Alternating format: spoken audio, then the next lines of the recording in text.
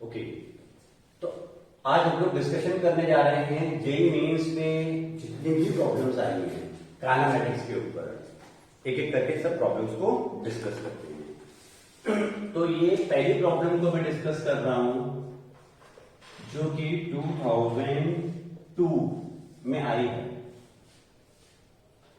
A ball whose kinetic energy is E. Kinetic energy एक ball की E है। is projected at an angle of 45 degree to the horizontal. Horizontal से 45 degree angle पर आपने उसे project कर दिया। कितने काइनेटिक एनर्जी से? ई काइनेटिक एनर्जी से आपने उसे प्रोजेक्ट कर दिया। The kinetic energy of the ball at the highest point of the flight will be. At the highest point of the flight में उसकी काइनेटिक एनर्जी होगी, ये हमारे को निकालना है। तो मान लेते हैं इसकी वेलोसिटी u है। u है का मतलब काइनेटिक एनर्जी कितनी है? हाफ एम यू स्क्वायर ही गिवन हो गया आपको कि उसको इतने काइनेटिक एनर्जी से थ्रो किया और हमने माना u उसकी वेलोसिटी थी जिससे थ्रो किया, तो e किसके बराबर होगा? Half M U square. हम जानते हैं कि टॉपमोस्ट पॉइंट पे वेलोसिटी क्या हो जाती है? हॉरिजॉन्टल कंपोनेंट सेम रहता है, u cos 45 डिग्री। तो हॉरिजॉन्टल सेम रहेगा तो वर्टिकल यहां तक जाते जाते जीरो हो जाता है। तो यहां पर सिर्फ कौन सा कंपोनेंट बचा? हॉरिजॉन्टल कंपोनेंट बचा, जो कितना है? u cos 45। u cos 45 का मतलब टॉपमोस्ट पॉइंट पे इसकी स्पीड ये होगी, हाईएस्ट पॉइंट पे। और यहां पर मान लो काइनेटिक एनर्जी बतानी है तो ठीक है, यहां पर काइनेटिक एनर्जी क्या होगी? At the highest point half m और यहां की वेलोसिटी, यहां की वेलोसिटी u अपॉन रूट 2 है, तो u अपॉन रूट 2 का होल स्क्वायर, तो जाएगा half M U square upon में 2। तो इसे मैं 1/2 हाफ एम यू स्क्वायर लिख सकता हूं। तो हाफ एम यू स्क्वायर किसके बराबर है? ई। हमारे को गिवन टर्म्स में निकालना है, तो आंसर क्या आ जाएगा? e/2। तो EH is equal to E/2 is the answer. कितना आसान सवाल था। अगर आपको कंसेप्ट ये पता है कि टॉपमोस्ट पॉइंट के लिए वेलोसिटी है तो काइनेटिक एनर्जी को वेलोसिटी के साथ तो कोरिलेट करना आसान ही है। तो ये पहला क्वेश्चन था जो 2002 में आया था। ऐसे ही अब हम सेकेंड क्वेश्चन पे आ रहे हैं, वो भी 2002 का ही आया हुआ क्वेश्चन है। From a building two balls A and B are thrown from a building. Two balls A and B are thrown such that A is thrown upwards and B downwards, both vertically, with the speed same speed. If VA and VB are the respective velocities on reaching the ground. तो देखो ये scenario है कि एक particular height से एक object को आपने ऐसे ऊपर फेंक दिया एक पर्टिकुलर स्पीड से, उसी स्पीड से एक ऑब्जेक्ट को नीचे भी फेंका। ठीक है, इसको ए मान लेते हैं, इसको बी मान लेते हैं। तो जाहिर सी बात है कि ए भी अल्टीमेटली नीचे आएगा। तो यहां की इसकी स्पीड ग्राउंड लेवल पर, ग्राउंड को टेस्ट करने से जस्ट पहले VA और VB भी नीचे आएगा, तो ग्राउंड लेवल से पहुंचने से जस्ट पहले इसकी वेलोसिटी क्या है? VB है। ऐसा सवाल में गिवन है। तो देखो मैं फिर से पढ़ता हूं। From a building, two balls A and B are thrown such that A is thrown upwards and B downwards, both vertically with the same speed. If VA and VB are their respective velocities on reaching the ground, तो वो कहता है कि VA और VB में क्या relationship होगा और क्या वो मास पे डिपेंड करेगा क्या? तो याद रखना, इस तरीके की थ्रो वाली चीजों में वेलोसिटी मास पे डिपेंड नहीं करती, क्योंकि हम एयर रेजिस्टेंस को, एयर को कंसिडर नहीं करते, ना बॉयंसी को ना एयर रेजिस्टेंस को। तभी तो V = U + AT और इक्वेशंस ऑफ मोशन में कहीं मास आता है क्या? अगर ये वेलोसिटीज मास पे डिपेंड करती होती तो इक्वेशंस ऑफ मोशन में भी क्या आता? मास।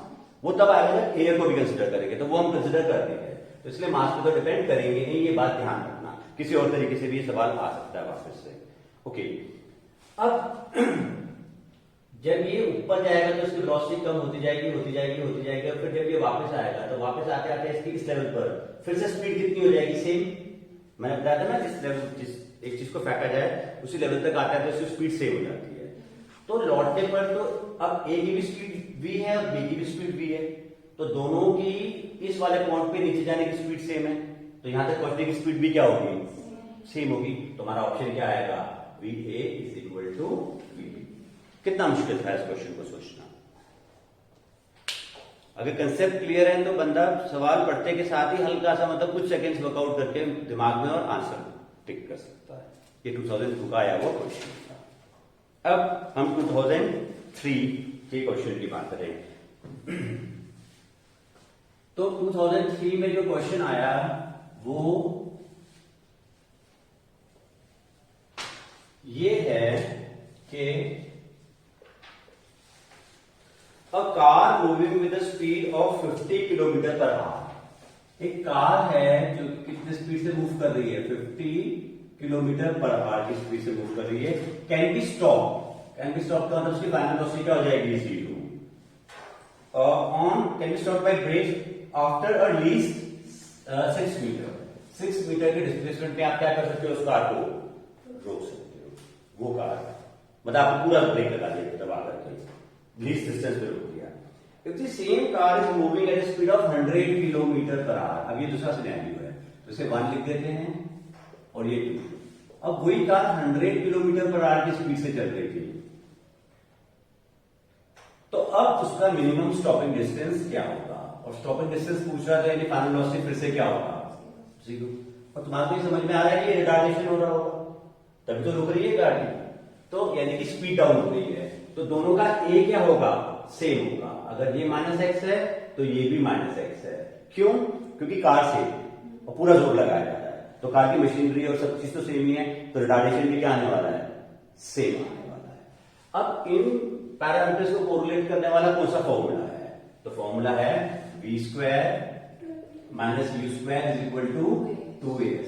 पहले वाले के लिए लगाता हूं, तो 0² - 50 किलोमीटर पर आवर का whole square is equal to 2 - x into 6। दूसरे के लिए अप्लाई करता हूं, सेकंड के लिए, तो 0² - 100 किलोमीटर पर आवर का whole square is equal to 2 - x into ये x। ये हमारे को x को निकालना है इनफैक्ट। तो हम क्या करें, स्ट्रेट अवे इनको डिवाइड कर देते हैं। 0 तो वैसे ही गया, नेगेटिव भी गया, किलोमीटर पर आवर भी गया, ये 50 का स्क्वायर है, 50/100 का स्क्वायर हो जाएगा, तो 1/4 बच जाएगा यहां पर। ये 2 भी गया, ये माइनस भी गया, ये x भी गया, इक्वल टू 6/s2। तो अब की बार s2 कितना आ जाएगा, 24 मीटर। यानी कि अब की बार उसे रुकने में कितना समय लगेगा, कितना डिस्टेंस लगेगा, 24 किलोमीटर। कितना मुश्किल है ये सवाल। अगर आपको कंसेप्ट क्लैरिटी है तो फिर इतना मुश्किल नहीं है। और ऐसे क्वेश्चन ना रिपीट होते हैं, वैल्यूज बदल करके रिपीट होते हैं। ये ट्रिपल में रिपीट हुआ है, 2004 में फिर से एक क्वेश्चन आया सेम, बस इसको 60 कर दिया, इसको 120 कर दिया, और ये जो स्टॉपिंग डिस्टेंस पहले वाला था वो चेंज कर दिया, सेम चीज बस वैल्यूज बदल दी। अब ये चीज वापस से नीट में भी रिपीट हो सकती है और वापस जे मेंस में भी आ सकता है। ओके, अब हम आते हैं 4th क्वेश्चन पे। ये भी 2003 का ही आया हुआ है। तुम देख लो कि काइनेमैटिक्स में से 2 क्वेश्चंस तो आते ही हैं, 3 भी आ सकते हैं। तो अब ये सेकंड क्वेश्चन हम लोग देख रहे हैं, इनफैक्ट 2003 का, और मेरे लिए क्वेश्चन नंबर 4 है। A boy playing on the roof of a 100-meter high building. A boy playing at the roof of a 100-meter high building throws a ball with a speed of 10 meter per second at an angle of 30 degree with the horizontal. तो एक boy है जो कि एक roof पे खेल रहा है, जिसकी हाइट 10 मीटर है ग्राउंड लेवल से, ये अपना ग्राउंड लेवल है, और उसने एक ऑब्जेक्ट को ऐसे फेंक दिया हॉरिजॉन्टल से 30 डिग्री एंगल बनाते हुए। तो a boy playing on the roof of a 100-meter high building throws a ball with a speed of 10 meter per second at an angle of 30 degree with the horizontal. How far from the point of throw? इस point of throw से how far from the throwing point will the ball be at a height of 10 metre from the ground? तो वापस से वो 10 metre height पर ही from the ground वो पूछता है कि इसमें उसको कितना डिस्टेंस ट्रेवल करेगा. How far from the throwing point will the ball be at a height of 10 metre from the ground. तो सिनेरियो तो उसने काफी कॉम्प्लेक्स बना दिया, लेकिन देखा जाए तो हमारा कंसंट्रेशन तो सिर्फ इस वाले पोर्शन पे है ना, और जिस लेवल से फेंको उसी लेवल पर ही वापस हमारे को देखना है. तो क्या एक तरह से वो हमसे रेंज नहीं पूछ रहा क्या? इतना सब कुछ लंबा चौड़ा उन्होंने सवाल बना दिया, लेकिन कुछ तो रेंज ही रहा है ना. 10 मीटर के हाइट से फेंका और फिर आपको देखना है कि कितना डिस्टेंस वो ट्रेवल कर रहा है वापस कहां तक पहुंचने में, द हॉरिजॉन्टल डिस्टेंस कितना ट्रेवल कर रहा है. How far from the point of throw. Okay, तो ये पॉइंट ऑफ थ्रो है वो यहां पर है, तो हाउ फार ये वाला डिस्टेंस पूछ रहा रेंज. तो क्या हो जाएगा, u कितना है 10 into 10 sine 2 into 30 degree upon 10. 10 से 10 कैंसिल आउट हो जाएगा. साइन 60 कितना होता है 1/2, तो कितना हो जाएगा 5 मीटर. तो the answer is 5 metre. Clear हो रहा है ये सब? कैसे लग रहे हैं, मुश्किल लग रहे हैं, आसान लग रहे हैं? सर यहाँ साइन 60 होगा ना, साइन 60 √3/2 होगा, तो सर यहाँ √3 भी आ जाएगा. साइन 60 √3/2 होता है, तो ये 5√3 हो जाएगा. ओके, तो हम आ जाएंगे अब अगले सवाल पर. ओके, तो अब देखो नेक्स्ट क्वेश्चन, ये भी 2003 का आया हुआ है, यानी कि 2003 में काइनेमेटिक्स का अब ये थर्ड क्वेश्चन हो गया. तो ये है हमारे लिए फिफ्थ क्वेश्चन है. आपको दे रखा है coordinates of a moving particle at any time p. आपको कोऑर्डिनेट्स दे रखे हैं, x दे रखा है कितना अल्फा p q, और y दे रखा है कितना बीटा p q. तो ये कोऑर्डिनेट्स कहलाते हैं, x y z कोऑर्डिनेट्स. तो x और y ये 2D प्रॉब्लम है, टाइम के साथ साथ बदल रहे हैं, इस तरीके से गिवन है आपको. The speed of the particle at the time t. v पूछ रहा है आपसे कितना होगा किसी भी टाइम t पर.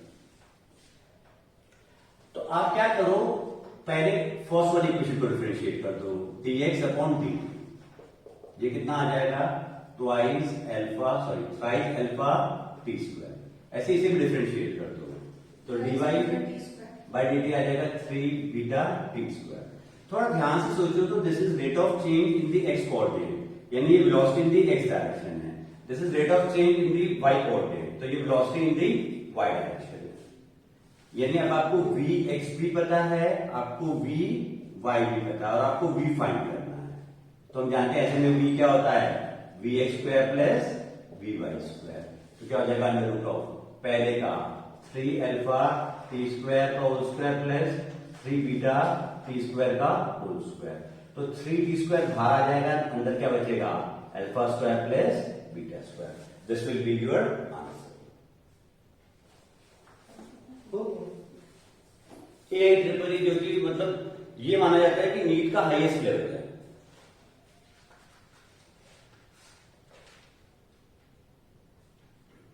अगर कंसेप्ट क्लियर हो ना तो फिर ज्यादा दिक्कत नहीं है. ज्यादा दिक्कत तब आती है जब कंसेप्ट क्लियर ना हो. अब हम नेक्स्ट क्वेश्चन पे आते हैं, और वो भी अब वो 2004 का है. सिक्स्थ क्वेश्चन 2004 का, क्योंकि मेरे लिए सिक्स्थ है, 2004 का फर्स्ट क्वेश्चन है. ओके, तो मैं इसे मिटा रहा हूं. तो ऐसे याद रखना है कि x और y कोऑर्डिनेट्स दे सकते हैं टाइम के रिस्पेक्ट में, और आपसे स्पीड पूछी जा सकती है, तो ये आपको होनी चाहिए. अगर z भी साथ में होता तो हम साथ में यहां पर क्या करते हैं प्लस b z स्क्वायर कर देते और फिर सॉल्व कर देते. एक्सेलरेशन पूछता तो एक बार वो डिफरेंशिएट कर देते, तो ax आ जाता, ay आ जाता, az आ जाता, और फिर under root of ax square plus ay square plus az square कर देते. अब सिक्स्थ है, a ball is release from the top of a tower of height h metre. h metre हाइट है एक टावर की, और एक बॉल को आपने यहां से रिलीज कर दिया. मान लो ये a पॉइंट से रिलीज कर दिया आपने. A ball is released from the top of a tower of height h meter. It takes capital T second to reach the ground.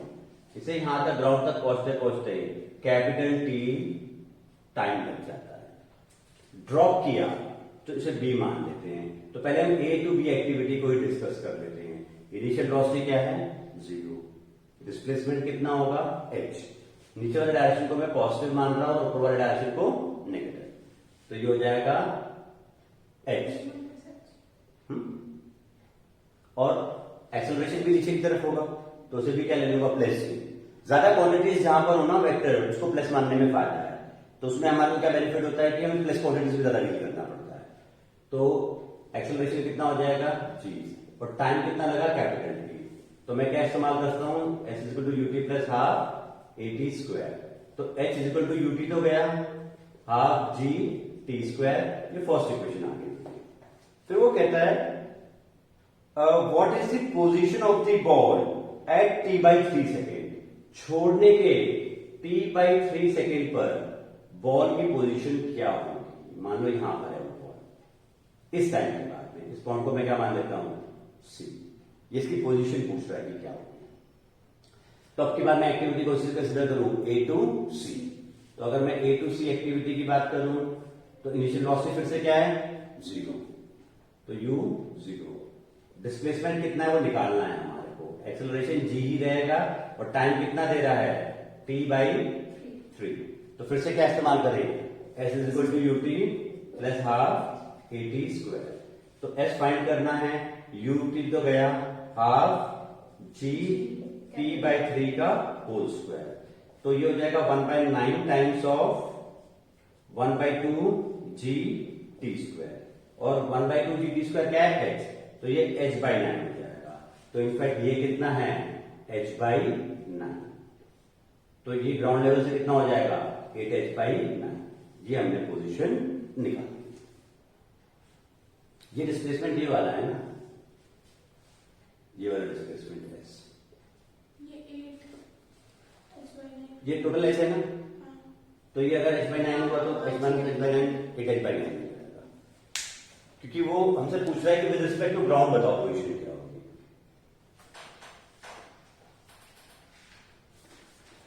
एक और 2004 का सवाल, ये टोटली वेक्टर्स के ऊपर बेस्ड है। वो कहता है कि किसी सिनेरियो में a क्रॉस b बराबर है b क्रॉस a के। तो बताओ कि एंगल क्या होगा a और b के बीच में। ठीक है। तो देखो नॉर्मली ऐसा होता नहीं है क्योंकि डायरेक्शन ऑपोजिट आती है। तो किस केस में ऐसा हो सकता है? तो देखो मैं क्या ऐसे लिखता हूं, a cross b minus b cross a is equal to 0। इसको इधर ले आए। फिर इसमें अगर मैं क्रॉस वाले के टर्म्स को उल्टा कर दूं तो साइन भी उल्टा हो जाता है। क्रॉस वाले टर्म्स को उल्टा कर दूं तो साइन भी उल्टा हो जाता है। तो क्या आएगा? a cross b plus of minus into minus plus of a cross b is equal to 0। यानी ट्वाइस a क्रॉस b किसके बराबर आ गया? 0 के बराबर आ गया। यानी in fact a b sine theta किसके बराबर आ गया? 0। a 0 हो नहीं सकता क्योंकि कुछ वेक्टर है, b 0 हो नहीं सकता क्योंकि कोई वेक्टर है। तो यानी साइन थीटा को क्या होना पड़ेगा? 0। ऐसे के लिए थीटा क्या हो सकता है? देखो साइन 0 कहां कहां पर होता है? 0 ये साइन थीटा वर्सेस थीटा है। तो 0 पे भी 0 होता है, ये पाई बाई 2। पाई पे भी 0 होता है, फिर 3 पाई बाई 2 है, फिर 2 पाई पे भी 0 होता है। तो हमारे पास 3 आंसर्स हैं। तो इसमें से एक ही आंसर ऑप्शन में है पाई। तो पाई विल बी और फाइनल आंसर। बाकी सब और मैच नहीं करें। ठीक है कि नहीं भाई? यानी पता है क्या हुआ? पाई का मतलब ये दोनों ऑपोजिट हो गए, ठीक ऑपोजिट। तो हम लोग 2004 का एक और क्वेश्चन डिस्कस कर रहे हैं जो हमारे लिए क्वेश्चन नंबर 8 है, 2004 में आया हुआ है। तो वो ये है कि projectile can have a range r for 2 angles of projection. हम जानते हैं कि एक प्रोजेक्टाइल के लिए जो रेंज है वो 2 एंगल्स ऑफ प्रोजेक्शन के लिए क्या होती है? सेम होती है। तो अगर एक एंगल थीटा होता है तो दूसरा कितना होता है? 90 माइनस थीटा, क्योंकि हम जानते हैं कि एंगल्स कॉम्प्लीमेंट्री होते हैं। वो कहता है T1 and T2 be the time of flight of the two cases. मान लो पहले वाले का टाइम ऑफ फ्लाइट क्या है T1, दूसरे वाले का टाइम ऑफ फ्लाइट क्या है T2, तो T1 कितना हो जाएगा 2u sin theta upon g, क्योंकि ये एंगल हमने क्या लिया है थीटा। T2 के लिए एंगल कितना है 90 माइनस थीटा, तो हो जाएगा 2u sin 90 minus theta upon में g, यानी 2u cos थीटा अपॉन में g हो जाएगा। तो ये T1 आ गया, ये T2 आ गया। ओके, वो कहता है कि इसका प्रोडक्ट, इन दोनों टाइम्स का प्रोडक्ट और रेंज के बीच में रिलेशनशिप निकाल के देखा। तो प्रोडक्ट निकाल लेते हैं पहले, तो T1 इंटू T2, तो क्या आ जाएगा 2u cos theta upon g into 2u sin theta upon g।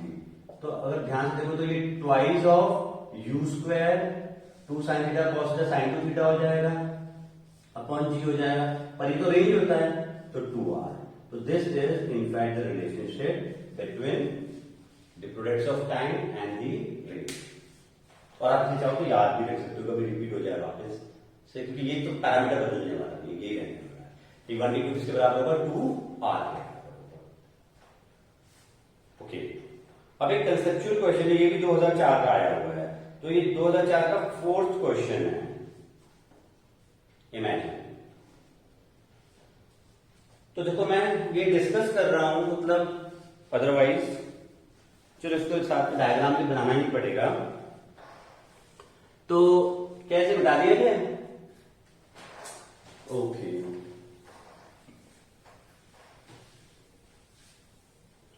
ये क्वेश्चन नंबर 9 है और ये सर्कुलर मोशन से रिलेटेड है, ठीक है। तो कहता है कि एक सर्कुलर मोशन हो रहा है कांस्टेंट एंगुलर स्पीड से। एंगुलर स्पीड यानी ओमेगा क्या है कांस्टेंट है, तो v is equal to R omega. तो ओमेगा कांस्टेंट है यानी स्पीड भी क्या है कांस्टेंट है, यानी कि ये यूनिफॉर्म सर्कुलर मोशन का केस है। ऐसे में क्या होता है, कभी ऑब्जेक्ट यहां पर हो और ऐसे चल रहा हो तो वेलोसिटी टेंजेंशियल होती है, ऐसे एक्सेलरेशन इधर होता है टुवर्ड्स द सेंटर, इनके बीच में एंगल 0 होता है, और टेंजेंशियल एक्सेलरेशन क्या होता है 0। तो टेंजेंशियल एक्सेलरेशन हुआ तो स्पीड चेंज हो जाएगी, तो फिर एंगुलर एक्सेलरेशन का केस हो जाएगा ना भाई। अगर इसकी स्पीड चेंज हो रही है तो पहले कम एंगल का करेगा, फिर और ज्यादा ऐसे करके करेगा ना। अगर स्पीड चेंज होती है तो एंगुलर एक्सेलरेशन होता है, ये कहता है कांस्टेंट एंगुलर स्पीड है, यानी कि यूनिफॉर्म सर्कुलर मोशन। तो ये केस है। वो कहता है which of the following statement is false for a particle moving in a circle with constant angular speed. तो पहला है the acceleration vector points to the centre of the circle, ठीक है, ये फॉल्स नहीं है, दिस इज करेक्ट। दूसरा, the velocity vector is tangent to the circle, ये भी ठीक है, वेलोसिटी वेक्टर हमेशा कैसे होगा टेंजेंट टू द सर्कल। तीसरा, the velocity and acceleration vectors are perpendicular to each other, ये भी ठीक है, वेलोसिटी और एक्सेलरेशन कैसे हैं परपेंडिकुलर। चौथा कहता है the acceleration vector is tangent to the circle, acceleration vector is tangent to the circle, ये क्या है गलत है, क्योंकि अगर वैसे कभी भी सर्कुलर मोशन हो तो नेट एक्सेलरेशन कभी ऐसा हो ही नहीं सकता। अगर नॉन यूनिफॉर्म सर्कुलर मोशन भी होता तो ये एक्सेलरेशन ऐसे होता है, कैसे होता तो नेट कहीं बीच में ही आता। क्या मेरा पॉइंट क्लियर हो रहा है लोगों को? अब हम आते हैं 11th क्वेश्चन में, 10th बिल्कुल रिपीट था जैसे हमने पहले किया, तो हम उसे डिस्कस नहीं कर रहे हैं। तो 11th क्वेश्चन है जो कि 2004 में आया हुआ है, ये भी 2004 में तो काइनेमेटिक्स की बारिश ही होगी। A ball is thrown from a point with the speed v0 at an elevation angle of theta. From the same point and at the same instant, a person starts running with a constant speed v0 by 2 to catch the ball. देखो ये कह रहा है कि एक ball को आपने यहां से v0 स्पीड से हॉरिजॉन्टल से थीटा एंगल पर फेंका, तो बॉल की जर्नी तो ये चालू हो जाएगी। इस जिस वक्त आपने इस बॉल को फेंका उसी वक्त एक बंदा भी था यहां पर और उसने भी दौड़ना चालू कर दिया ताकि उस बॉल को पकड़ सके। तो ये हाल ऐसा है कि ऐसे फेंका और बंदा भी फेंका, तो ऐसे चल रहा है वो, और क्या वो उसे कैच कर पाएगा कि नहीं कर पाएगा। और वो चल रहा है कितने स्पीड से भागना चालू किया, v0 by 2 कांस्टेंट स्पीड से भागना चालू तो वो कहता है कि क्या ये इसे पकड़ पाएगा बॉल को, और अगर पकड़ पाएगा तो किस कंडीशन में पकड़ पाएगा। तो इसका हॉरिजॉन्टल कंपोनेंट ऑफ वेलोसिटी क्या होगा, v नॉट cos थीटा। अगर इसका हॉरिजॉन्टल कंपोनेंट और इसका जो हॉरिजॉन्टल वेलोसिटी ये मैच कर रही है, तो मतलब क्या होगा, बॉल ऐसे जा रहा है, ये हमेशा उसके नीचे होगा, ऐसे नीचे होगा, क्योंकि दोनों के हॉरिजॉन्टल कंपोनेंट क्या है, सेम है। वर्टिकल अलग अलग है लेकिन हॉरिजॉन्टल तो सेम है। और जब वो वापस लेवल पे आएगा तो कैच कर ले, यानी कंडीशन क्या होगी, v नॉट cos थीटा किसके बराबर आएगा, v नॉट बाई 2। तो v not cos theta will be equal to v not by 2, यानी cos थीटा कितना आ गया 1/2, यानी थीटा कितना आ गया 60 डिग्री। यानी कि अगर 60 डिग्री के एंगल ऑफ एलिवेशन पे आप इसे फेंकोगे तो आप इस काम को कर पाओगे। तो that is very well possible. ठीक है, अब हम अगले सवाल पे आते हैं। ये है क्वेश्चन,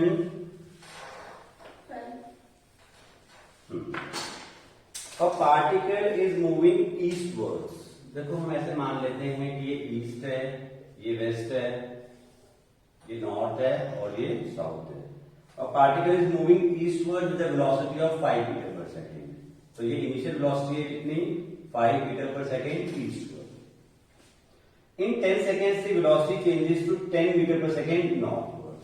फाइनली ये ऐसे चलता है 5 metre per second north direction में, यानी कुछ इस तरीके का इसने पाथ लिया होगा या व्हाटएवर। फाइनली ऐसे है, कैसे भी लिया उससे हमारे को इससे कोई फर्क नहीं पड़ता, फाइनली ऐसे है। और कितने टाइम के बाद ऐसा हो गया, 10 सेकेंड के बाद ऐसा हो गया। आपको एवरेज एक्सेलरेशन फाइंड करना है। क्या फाइंड करना है, एवरेज एक्सेलरेशन। तो एवरेज एक्सेलरेशन क्या होता है, final velocity minus initial velocity upon में टी। अब हमें इसमें डायरेक्शन को टेक केयर करना है, तो पहले न्यूमरेटर पे फोकस कर लेते हैं। तो न्यूमरेटर क्या है, vf माइनस vi। जैसे मैं क्या लिख सकता हूं, vf plus of minus vi। अब इसको देख लेते हैं, v फाइनल कहां है, ऊपर की तरफ, ठीक। और इसमें जोड़ना है माइनस vi इधर है लेकिन माइनस vi इसके ऑपोजिट हो जाएगा, तो ये आ जाएगा माइनस vi। और दोनों का मैग्नीट्यूड सेम है, कितना 5 और 5। और जब मैग्नीट्यूड सेम होता है तो डायरेक्शन कहां होता है, रिजल्टेंट का ठीक बीच में। यानी कि ये जो एवरेज एक्सेलरेशन का डायरेक्शन आएगा वो नॉर्थ वेस्ट आएगा, ठीक बीच में नॉर्थ और वेस्ट के क्या कहलाता है, नॉर्थ वेस्ट डायरेक्शन। ये तो हुई बात किसकी, डायरेक्शन की। अब बात करते हैं मैग्नीट्यूड की।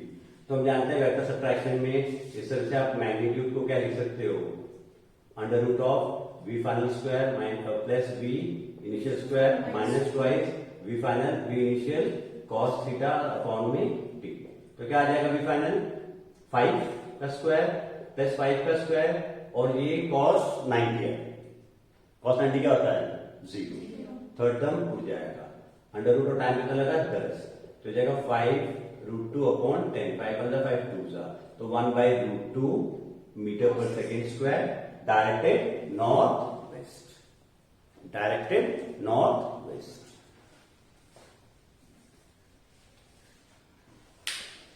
ठीक है कि नहीं। और इसमें एक आंसर 0 भी दे रखा है, तो जिसे वेक्टर का भी समझ, वो क्या सोचेगा 5 - 5 अपॉन 10 0। और वो खुश होगा, मुझे 3 नंबर मिल गए, 4 नंबर मिल गए, पता लगा 1 चला।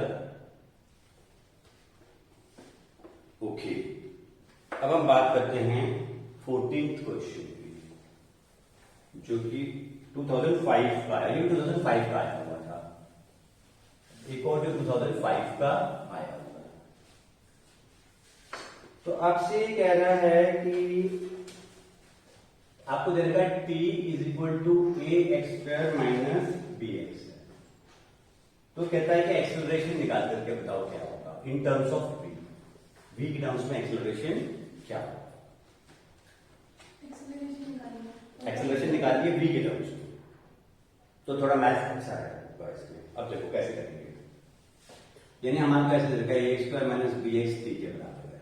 मैं with respect to x differentiate कर देता हूं उसको, तो d by dx of a square minus b x is equal to d by d x of t.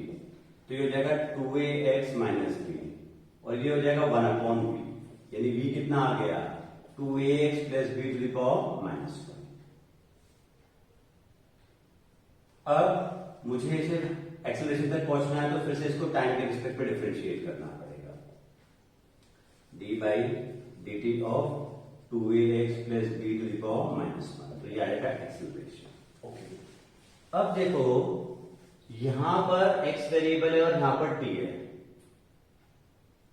तो हमें तो अगर x वेरिएबल है तो x के रिस्पेक्ट में डिफरेंशिएशन करना होता है। तो मैं यहां पर थोड़ा मैनिपुलेशन कर रहा हूं, d बाई डी एक्स कर रहा हूं यहां पर 2ax plus b to the power minus 1, और क्योंकि मैंने dx से यहां डिवाइड कर दिया तो मल्टीप्लाई भी करना पड़ेगा, तो इंटू dx बाई dt तो ये था ही है, ये वाला dt ये है। तो मैंने बेसिकली क्या किया, dx से मल्टीप्लाई डिवाइड कर दिया, काट दूंगा तो वही चीज है, ताकि मैं इसको x के रिस्पेक्ट में डिफरेंशिएट कर सकूं। तो अब ये क्या हो जाएगा -1 2ax plus b to the power minus 2, फिर से डिफरेंशिएट करना पड़ेगा चेन रूल के हिसाब से, तो 2ax प्लस बी और dx बाई dt क्या होता है b। तो ये हो जाएगा, दिस इज बेसिकली एक्सेलरेशन को कैपिटल ए लिख देता हूं ताकि इसे और इसे में कोई कंफ्यूजन ना हो। ओके, तो ये हो जाएगा माइनस, इसको नीचे ले आते हैं 2ax, या नीचे लाने की जरूरत ही नहीं है, देखो 2ax plus b to the power minus 1 b है ना, इसका स्क्वायर कर देता हूं, तो बी स्क्वायर किसके बराबर आ जाएगा 2ax plus b to the power minus 2। तो ये पूरा टर्म है हमारे पास यहाँ पर, इसकी जगह पर क्या लिख दूं वी स्क्वायर, एक b और b है, v क्यूब हो जाएगा माइनस b है, तो माइनस वी क्यूब आ गया, और इसे डिफरेंशिएट करूंगा तो कांस्टेंट का डिफरेंशिएशन 0 और इसका 2a आ जाएगा। तो this is our answer, this is our answer. तो थोड़ा सा मैथ ज्यादा लगा, डिफरेंशिएशन ज्यादा, तो इसलिए इंजीनियरिंग में आया वो क्वेश्चन। तो नीट में ऐसा सवाल आया, इसकी चांसेस कम है, लेकिन इंजीनियरिंग में बिल्कुल ही आ ही सकता है, डेफिनेटली आया हुआ ये इम्पैक्ट आ सकता है। ठीक है कि नहीं भाई? ओके, 3-4 क्वेश्चन और डिस्कस कर लेते हैं। तो अब हम आते हैं अगले क्वेश्चन पे, ये भी 2006 का क्वेश्चन है, 2006। तो इसमें आपको दे रखा है कि भाई एक पार्टिकल जो है वो टाइम 0 पे x0 था, ठीक, और उसने मूव करना स्टार्ट कर दिया और वेलोसिटी और x के बीच में अब ये रिलेशनशिप के हिसाब से वो मूव कर रहा है। तो डिस्प्लेसमेंट फाइंड करो as a function of time, displacement find करो as a function of time. बहुत आसान है, v की जगह पर क्या लिख देंगे dx upon dt is equal to alpha under root x, under root x को नीचे ले आओ, dt को यहां ले जाओ, फिर अंडर रूट एक्स को ऊपर भी ले आओ, तो क्या आ जाएगा x to the power minus 1/2 dx is equal to alpha dt। Integrate कर दें, अल्फा कांस्टेंट दे रखा है, बाहर निकाल ली, टाइम 0 पे x 0 है, टाइम 0 पे x 0 है, और किसी भी टाइम t पे x मान लेते हैं। ये क्या हो जाएगा अल्फा टी, और ये क्या हो जाएगा x टू पावर माइनस 1/2 है ना, तो 2 अंडर रूट एक्स हो जाएगा, 2 अंडर रूट एक्स स्क्वायर कर देते हैं, तो x is equal to alpha square by 4 t square, यानी x और t के बीच में कैसा रिलेशनशिप है, यही वो जानना चाहता था हमसे,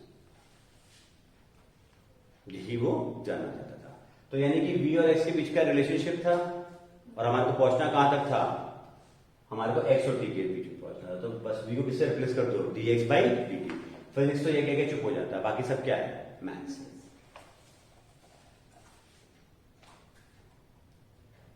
अब हम बात करते हैं एक और क्वेश्चन की, 16th क्वेश्चन है 2007 का 16th क्वेश्चन। देखो 16th क्वेश्चन में क्या कहता है ये, a particle is projected at 60 degree to the horizontal with kinetic energy, तो बिल्कुल वही रिपीट हो गया कि काइनेटिक एनर्जी के से 60 डिग्री पे प्रोजेक्ट क्या है, अपोजिट पॉइंट पे काइनेटिक एनर्जी क्या है, देखो बिल्कुल एकदम रिपीट हो गया। अब अगला, आपको दे रखा है कि v जो है ये है v naught plus g t plus f t square. If its position और दे रखा है कि x इज इक्वल टू 0 और t इज इक्वल टू 0, ये था इसमें। तो वो कहता है कि इसकी डिस्प्लेसमेंट फाइंड करो after 1 t is equal to 1 second. बिल्कुल ऐसे वाला था जैसे बस x की जगह पर वो है, तो फिर से क्या करेंगे dx upon dt is equal to v naught plus g t plus f t square. dt यहां ले जाएंगे तो dx is equal to v naught dt plus g t dt plus f t square dt। इसे integrate कर देंगे, constant में बाहर निकालता हूं इंटीग्रेशन से। x 0 पे टाइम क्या था 0, पता ना dt यहां पर जो है टाइम का लिमिट्स डालते हैं, dx तो x का, और ऊपर कुछ भी x कुछ भी टाइम अननोन, तो dx से क्या हो जाएगा x, ये v नॉट t हो जाएगा, ये g t स्क्वायर बाई 2 हो जाएगा, और ये f t क्यूब बाई 3 हो जाएगा। तो हो गया था t इक्वल टू 1 पे, बताओ तो 1 डाल देंगे तो क्या जाएगा v naught plus g by 2 plus f by 3।